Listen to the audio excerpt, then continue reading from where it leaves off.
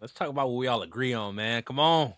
You want to do? Okay. Why are you so obsessed with me? All right, me and Cody watched Obsession over this past weekend here. Obviously, Jet talked about it last week, so we went to go out and watch this week. Full disclosure, and this is it's super fucking rare when we do. We've already had a whole discussion on this shit. Like we were talking about it in depth in the fucking party. So I guess unless they want to, obviously talk about what they want to talk about, I'll give you my general thoughts and opinions because I do encourage you guys to go out and watch this. Obviously, there's some news on this later on.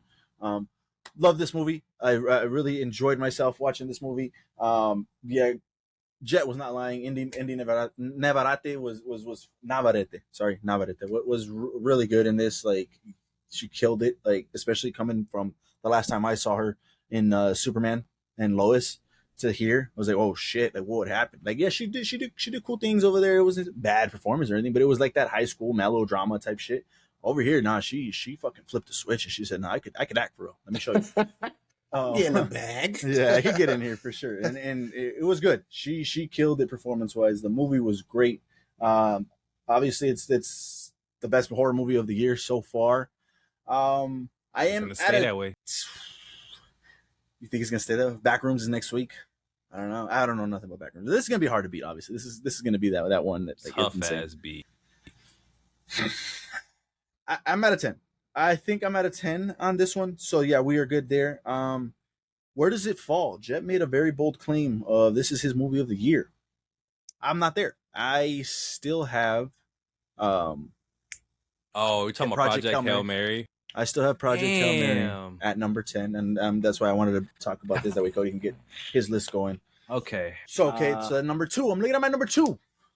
Sheep Detectives, man. I love the Sheep Detectives. I really, really enjoyed the Sheep Detectives.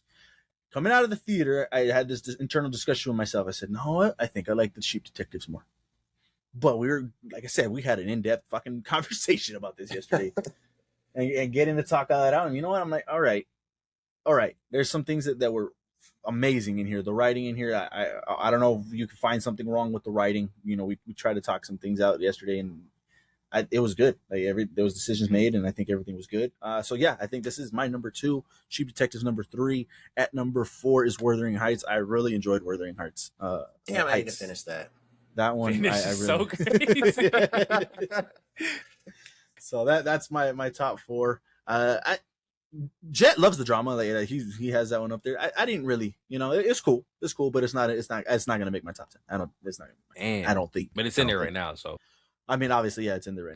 But there you go. That's my top 4. So Obsession is fantastic. Highly recommend you guys go check it out. Like I said, more on this in the news. So there you go, Cody.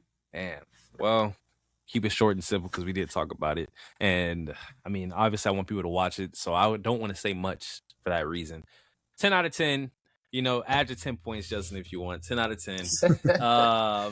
I truly I love original things, and I love when they're, completely just different. I love a new experience. I don't want to come into something and say, oh, so we're just doing another version of this, which you can say is similar to something, but it's not the same as something. This is a one of one, and they did a really good job, man. Everything about this movie was excellent. Like the casting was good, the music was fucking amazing. Jesus Christ, I don't know why. Like the music just hit every time music was playing. I was shit, Chad. The camera shots. I'm sorry. The camera shots. Yeah, the camera shots were good as fuck too. Her man. being in the dark for some scenes was just like, oh. He said, I ain't even seen her. Yeah, I was just like, yeah, shit, she's right there in the corner.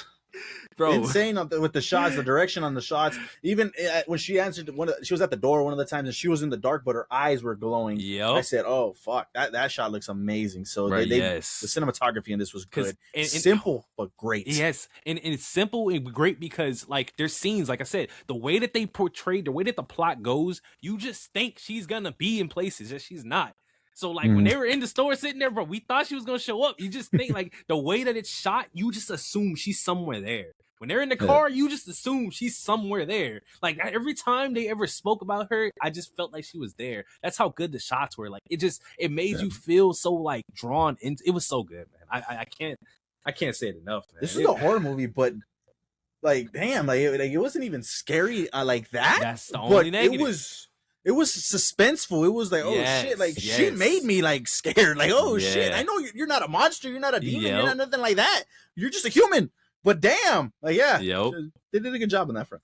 Really fucking good, man. She said that's your only negative. It's not even horror. A negative, man. It's not. It's you know, because I'm big on names, keeping up with the name. You know, if it's a horror, you know, but it's fine because I know it scares some people out there. Somebody just told me they were scared of shit. So you know, it's fine. You know, I'm not the one that got scared. That's okay. Yeah. But man, that performance, number one right now. Not gonna lie. Yeah. That was so, bro. It's so good, man. It's so good. We can talk about this all day, honestly. So, Jed, anything you want to talk about? I mean, yeah. Sorry, LSU fan. Like that's why I try to not do that shit. But we were just in the moment, and the conversation had to fly.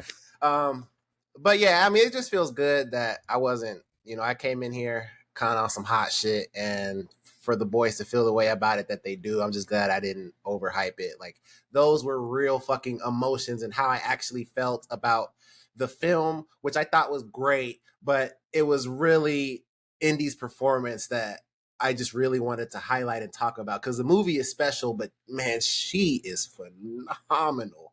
Like I said, it's not from scene to scene. That shit is from moment to moment.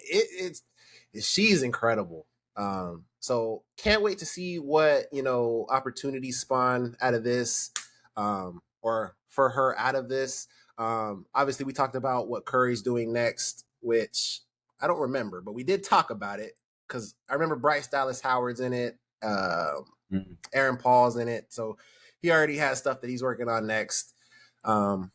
We got some stuff in the news about possibilities for them to franchise it, and again, if you feel that they shouldn't franchise this, I understand it, because there's a love for having one-off things. I get it, but I truly feel like the way that Curry directed this, he absolutely left the door open for more, because the lore in this, there's stuff that wasn't fully explained on purpose. And the world building was set up enough for there to be a sequel, much like Smile 2. And if you want more on that, you can comment down below. But yeah, this is phenomenal. Like J-Max said, this is my number one of the year for now. We're halfway there. June is next week, whenever that is. And there's a bunch of great movies left to go, and movies that aren't even on our radar right now. That we still got the big boys, man. This is insane. Yeah, we still got movies to go, and stuff that we're not even, thinking about that we're gonna watch eventually. So, yeah, it's crazy. Fuck, man, this is great. Shock of the year has to be. This wasn't even on the radar. I mean, last week, Sheep Detectives, and then, the week before that was the Sheep Detectives, and then follow that up with Obsession. That's like, man, 2-week run of what the hell? All right, wow. Yeah, for sure. Well, there you guys go. That is our review of Obsession. But at the end of the day, that our reviews are just our opinions. We encourage you guys to go out and watch this movie for yourselves, gather your own opinions, come back and share your thoughts. First up on our news, Obsession may become one of the only films in history to earn $100 million plus on a budget of less than $1 million. The film is expected to earn more this weekend than it did in its opening weekend, a rare feat. Deserved. Yeah, we talked about this a little bit yesterday, man, but deserved to be talked about on the pod. Like, that's fucking rare, man. Like, insane. Yep. It says rare feat. I think that's the wrong word to use. Like, rare isn't even the right word. Like, that's crazy. Yeah. To make more money than your opening weekend, that's where you should be losing money. Yeah, people already saw it. They're moving on to something else. But I tried to get an earlier showing yesterday to Obsession because it was a little later. I was like, damn, we got free time. Let's see if we can go earlier. Nah, hell nah. There was earlier showings, but there was no seats. So yeah, it's gonna do it. And I'm excited to see the numbers when it's all said and done, and to see how much positive it did from its opening weekend. Craziness, man. Man, that just speaks to Obviously Curry Barker, his passion and dedication and what he's been able to do, and just for this being his first theatrical movie, it's insane. And for pennies on the dollar, and who is it that took this over? I think is it Focus? I think whoever took this film over, like, man. The studio, yeah. Blumhouse. It was Blumhouse. Is it Blumhouse? Yeah, it is Blumhouse. It is crazy. Blumhouse. I keep seeing Jason talking about it. You know how he get. Yeah. he be talking about his movies. But yeah, it's crazy, man. They are straight to the bank with this one. It is insane. 100 million on a 1 million budget? Yeah. What are we talking about? Yeah. Like, it's unheard of. Curry Barker has an idea for an obsession anthology series focused on the one Wish Willow. Each episode is a different wish that goes completely off the rails. Maybe I'll direct a pilot with the same DP. What's that? Is it the producer? Maybe I'll direct the pilot with the same director of photography. Okay. And then you could invite other filmmakers to put their own spin on it, which is a great idea. As long, this is like a. Go ahead. I have some reservations on this a little bit. Uh-huh. A little bit, like, yeah. And like Jet mentioned, we're talking about it in the review. Like, you want to see it as its own thing. What do you guys wouldn't get tired maybe of fucking seeing somebody else just do a wish go wrong? Yes. That's what I'm saying. Over and over. As long as I get lore and more details on the beat, like, the prequel to what's going on, or just more information on what is going on. I don't want to just see wishes and it going sideways. I want to see, I want to learn stuff about this. That's all I expect. I think if we could have and maybe it could even be a hidden, a secret, overarching, like fucking What If did, overarching story where, like, okay, to start, it's individual stories, but we're seeing shit from One Wish Willow, the company, or whatever's this entity or whatever on the background, and then like those last 2 episodes or maybe season finale, you see it all come together and what they were trying to accomplish or trying to do. I think that would be cool. Hell yeah, I can see that. I guess I'm not where you guys are at. Like, I would just be down to see the wishes, because I think that could be done in a really cool way.